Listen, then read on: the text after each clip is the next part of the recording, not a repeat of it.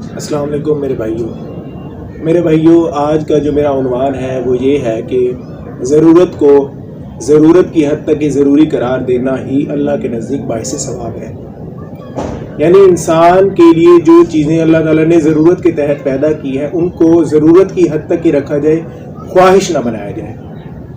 اور یہ انسان کی زندگی کے معاملات میں ہی پتہ چل جاتا ہے کہ اللہ تعالیٰ کی اس کے نظر میں کتنی اہمیت ہے۔ ہم 100 دفعہ کہیں کہ ہم معاہد ہیں، ہم نبی صلی اللہ علیہ وسلم کے عاشق ہیں، لیکن انسان کی زندگی اس بات پر شاہد ہوتی ہے، انسان یہ مشاہدہ کر سکتا ہے کہ اللہ اور اس کے رسول سے کتنی محبت کرنے والا ہے۔ تو آج کی گفتگو اس پر بات کی جائے گی۔ انسان کے معاملات میں جو ضرورت ہوتی ہے وہ بھی ضروری ہے شریعت محمدی صلی اللہ علیہ وسلم کے نزدیک، لیکن ایک حد مقرر کی گئی ہے کہ اس کو خواہش نہیں بنانا، کہ زندگی کے کسی بھی معاملے میں اگر کوئی بات اللہ اور اس کے رسول کچھ اور کہتے ہیں اور دیگر ضروریات آپ کی کچھ اور کہتی ہیں تو ان ضروریات کو ٹھوکر مار دی جائے گی، اللہ اور اس کے رسول کے ساتھ چلا جائے گا۔ آخرت کی کامیابی اگر پیش نظر رکھی جائے تو ایک مثال کے ذریعے میں اپنی بات سمجھاؤں کہ جس طرح قرآن مجید میں آتا ہے کہ انسان کے لیے اس کی اولاد، بیوی، مال آزمائش بنا دی ہے ہم نے۔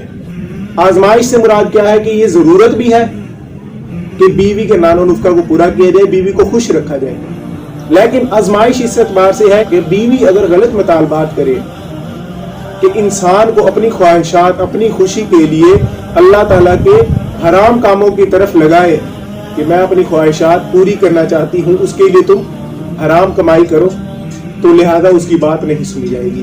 اس اعتبار سے بیوی کو، اولاد کو، مال کو فتنہ کہا گیا ہے۔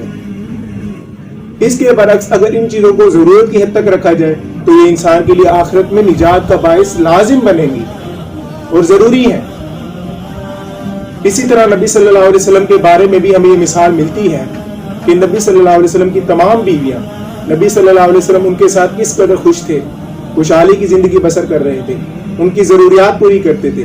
لیکن جب تمام بیویوں نے نبی صلی اللہ علیہ وسلم کو اللہ تعالیٰ کے حکم کے خلاف اجماع کر لیا، جمہوریت قائم کر لی اس مطالبے پر کہ جس میں نبی صلی اللہ علیہ وسلم کو یہ محسوس ہوا کہ اللہ جو اپنے پیغمبر کی بیویوں سے مطالبہ چاہتا ہے یہ اس کے خلاف ہے، تو لہذا نبی صلی اللہ علیہ وسلم نے 1 مہینے کے لیے ایلا کر لیا، علیحدگی کر لی، جدائی کر لی، کسی بھی ایک معاملے پر کمپرومائز نہیں کیا کہ یہ تو ایک چھوٹا سا معاملہ ہے۔ نہیں، چھوٹا سا معاملہ نہیں ہے، اللہ اور اس کے رسول کی اہمیت کی بات ہے کہ شریعت کو آپ کتنی اہمیت دیتے ہیں، شریعت کی آپ کی نظر میں اہمیت کیا ہے۔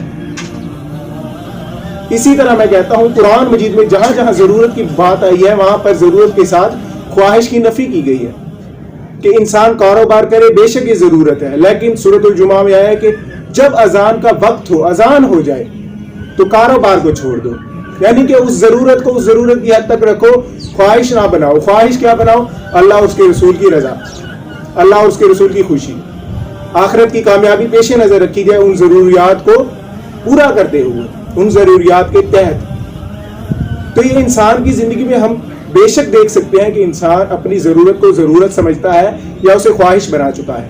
اگر وہ انسان اپنی روزی حلال بھی کما رہا ہے لیکن اسے ضرورت نہیں، خواہش بنا چکا ہے، تو میرے بھائی یہ بات یقینی ہے کہ وہ کام انسان کے لیے حلال ہونے کے باعث بھی باعث عذاب ہوگا۔ یہ قرآن مجید کا مزاج ہے۔ قرآن نے جب کہا کہ چھوڑ دو تو چھوڑ دیا جائے۔ ضرورت ایک حالات کے تحت ہوتی ہے، جب وہ ضرورت کا پیمانہ اٹھ جاتا ہے تو وہ ضرورت بھی حرام ہو جاتی ہے۔ جس طرح رمضان میں روزے کی حالت میں بیوی سے مباشرت حرام کر دی گئی ہے جبکہ ضرورت ہے، لیکن حالات کے تحت اللہ تعالیٰ نے یہ حرام کر دی ہے۔ حج کے موقع پر کئی حلال چیزیں حرام کر دی گئی ہیں۔ اسی طرح کاروبار میں جب اذان کا وقت ہو، جب نماز کا وقت ہو تو وہ حلال کام بھی حرام ہو جاتا ہے، وہ ضرورت بھی ختم ہو جاتی ہے۔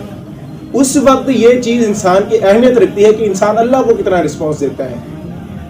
کیا یہ کاروبار میں اتنا مشغول تو نہیں ہوگا کہ اللہ تعالیٰ کی رضا کو بھلا بیٹھا ہے؟ وہ اصل میں آزان نہیں ہوتی، وہ انسان کا پیمانہ ہوتا ہے کہ انسان اللہ کو اہمیت کتنی دیتا ہے۔ وہ آزان ایک سور کی صورت میں پھونکی جاتی ہے کہ کون اللہ تعالیٰ کی بات پر لبیک کہنے والا ہے، کون آخرت میں جنت چاہتا ہے، کون اللہ تعالیٰ کی قدر کرتا ہے۔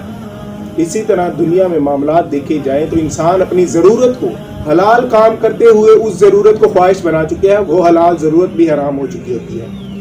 تو لہذا اللہ تعالیٰ سے دعا ہے کہ اللہ تعالیٰ ہماری ضرورت کو ضرورت کی حد تک ہی رکھے اور نبی صلی اللہ علیہ وسلم کی رضامندی اور اللہ تعالیٰ کی سب سے اول رضامندی کو اہمیت دیں ہم. آمین. جزاک اللہ.